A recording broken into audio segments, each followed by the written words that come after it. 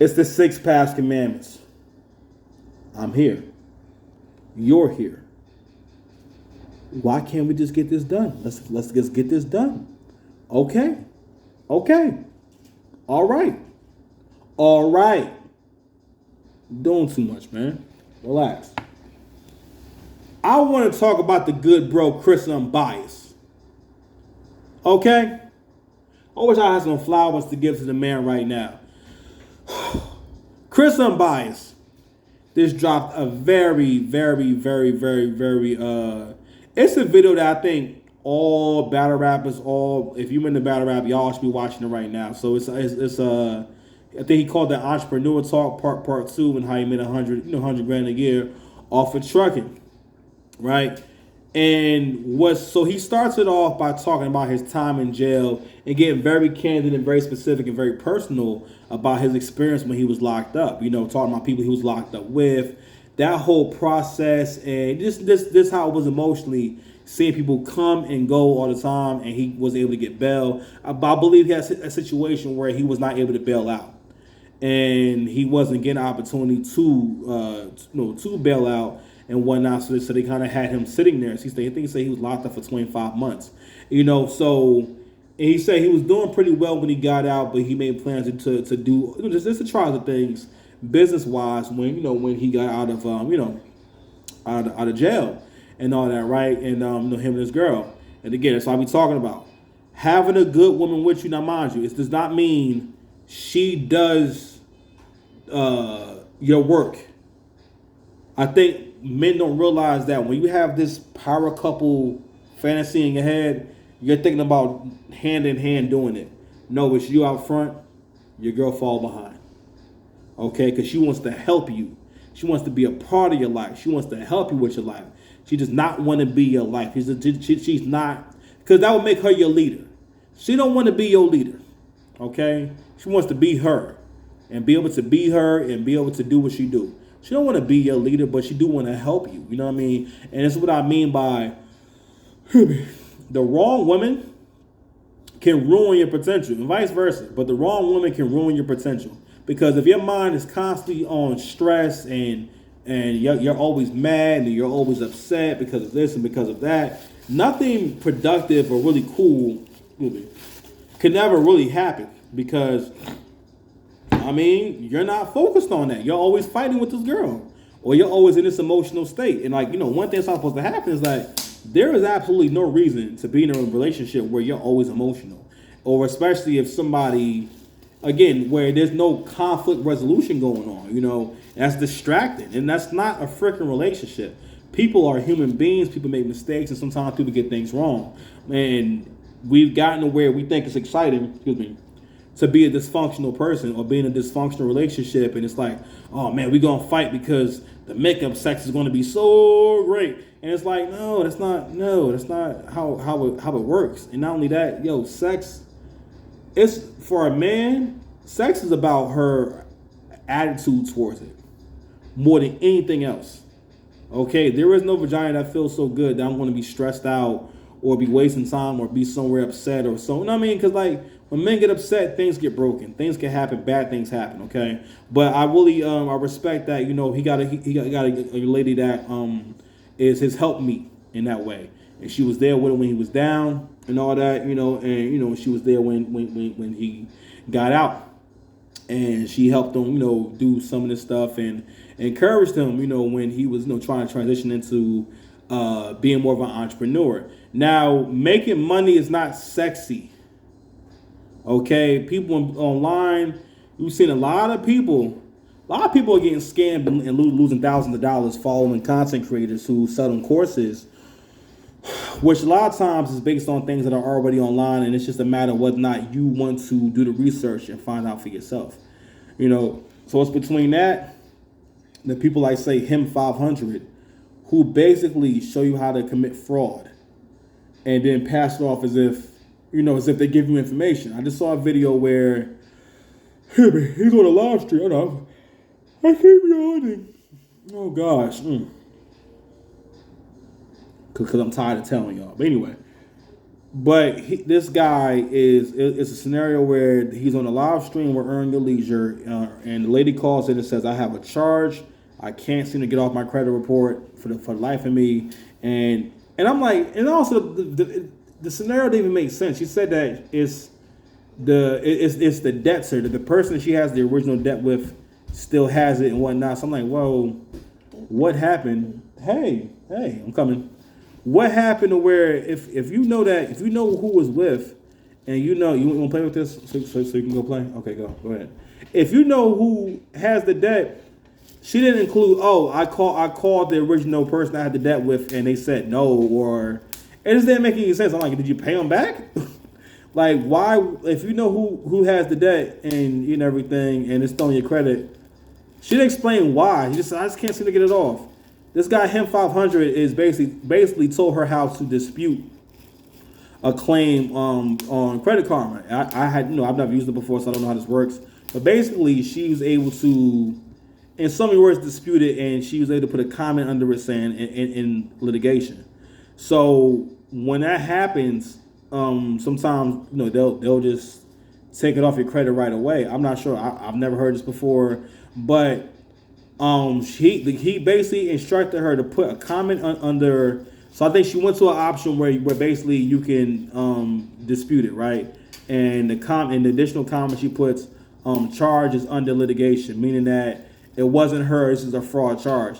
The thing is, when that's investigated and they find out it's not fraud and it was you, then you're lying. Then it wasn't a fraud charge, and you're the one that's frauding, right? So you have a lot of people who give information like that versus people who are actually going through the motions with you about how to actually make money, how to actually doing practical things. So Chris Unbias gives you he gives you a very detailed breakdown of how he makes money. So when I add up everything he talked about, I felt like it was somewhere around 200 grand. So I estimate that with the amount, he doesn't really blog that much when we think about it, but it seemed like he made about, between 30 and 50 grand. He could have made more. He said, yo, I can make $5 grand a month doing this, but it's the most negative space I go into. And, and he's right, so I can understand why somebody, especially with his record, his background, would not want to be involved in this stuff every single day. Even if it is just him making the videos. It's not like he has to deal with anybody or be around anybody or even go to events. Like, he don't even got to go to events like that. Mm. Hey man. Hey man. Hey man. Do not get in my video. You can't get in my video, man. Don't try to put your car in my video. Get out of here, man. I'm the star. That's right. I don't share the spotlight. Shit, I'm like the young Michael, man. I mean, you Tito. Jermaine, one of them, or the other one, the big one. I'm joking, but he gives a really cool breakdown. So one business he breaks down is he wasn't even talking about no big truck. He was talking about a van. He said, "This is how much money you can make with a van." I never thought about this. How you put flyers up for like transportation and stuff like that, or transport.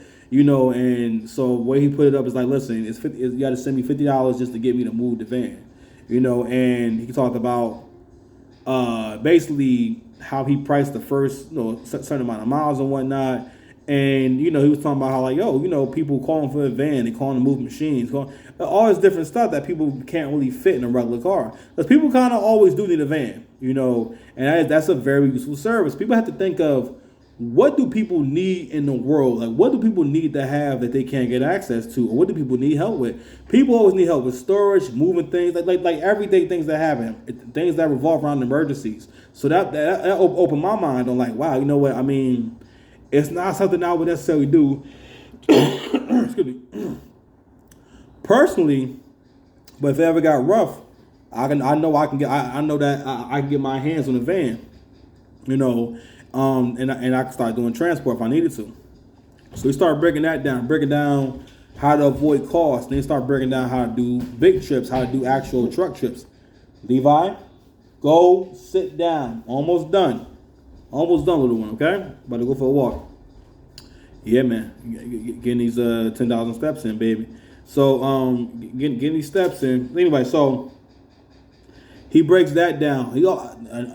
So I was familiar with the fact that he did the trucking and some transport, but again, we trying to master the art of simplicity, and we trying to master the art of not doing too much. And he's showing you how to not do too much, right?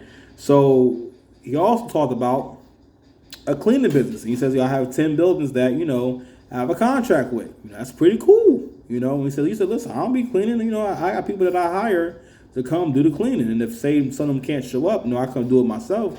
But I got people that I hire to come clean the building. It's pretty cool. And I've heard about cleaning businesses. I don't know how that goes, but opening people's minds to what could be. Okay, one of the first rules of making paper and everything is, for one, being willing to do. It has to do with what you're able to do, what you have the skill set to do, and what's available, and how that comes together, versus waiting for like an ideal situation or something that looks really good to you. That's not how it always goes. You have to be willing to do work that other people don't really want to do. Okay? And what else he was talking about? So he talked about trucking, the transport with the van, the cleaning business, and also YouTube. So he just named about 4 streams of income. And, hey, he may not look like it. And that's another thing too about the whole, again, Chris Unbias is a low-key guy. He's a simple kind of guy. It's not flashy. So I think people see people like that and they'll correlate, dressing low key and all the type of stuff with that's what rich people do. That person may not have style. He never was a super stylish guy. He's a regular dude. You know what I mean? But it doesn't mean that you're stupid or you're just done with your money. Now again, if you're somebody where everything you have on has to be expensive, then all right, then that's kind of weird. Okay, or it's like, all right, you're doing too much. It's not even masculine. But we got to stop this demonizing of having nice things and looking nice, especially when the people who say these things don't actually know anyone on this level that they're talking about. You don't know anyone who's a millionaire, so how do you know how millionaires even dress? You know what I mean? But anyway, so shout out to Chris Unbias. But I think, especially if you're a battle rapper, because some of these guys are getting money. I'm like, man, I need to go and listen. This ain't going to last forever. I think it might last a good amount of time, but it's not gonna last forever. Okay. But anyway, my son calling, man. We gotta go ahead and get on this walk, man. Get on this journey, man. I get something to eat, man. I'm hungry. My girl getting ready to come home soon. All that good stuff, man. So I want to talk about that video. Please go check it out. I'm gonna put the link in the description. Check that video out. Salute to Chris Unbiased, because we gotta start having these conversations, and we can't be out here broke. Because being broke is how a lot of these beefs happen. Because people are hungry. All right. Being broke is a disease. I'm strong as an ox. See my arm.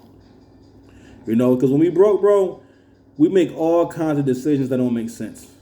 Because being broke don't make sense. So therefore, our decisions not gonna make sense. Listen, bro, you seeing this whole situation with Surf and Stumbles, where Surf owed Stumbles $1,200 from an agreement they had. Let me tell you something. If Stumbles was making a few $100,000 a year, I'm not saying he wouldn't be mad about it or he wouldn't say anything about it, but he if he was doing that good, it wouldn't be worthwhile to him to show up at Surf's show and get his show shut down. You know what I mean? Like, it wouldn't have been worthwhile. You know what I mean? Because for one, you would think, I don't have time for this. But anyway, I gotta go. The boss is calling me. It's the 6 past commandments. What the hell is this?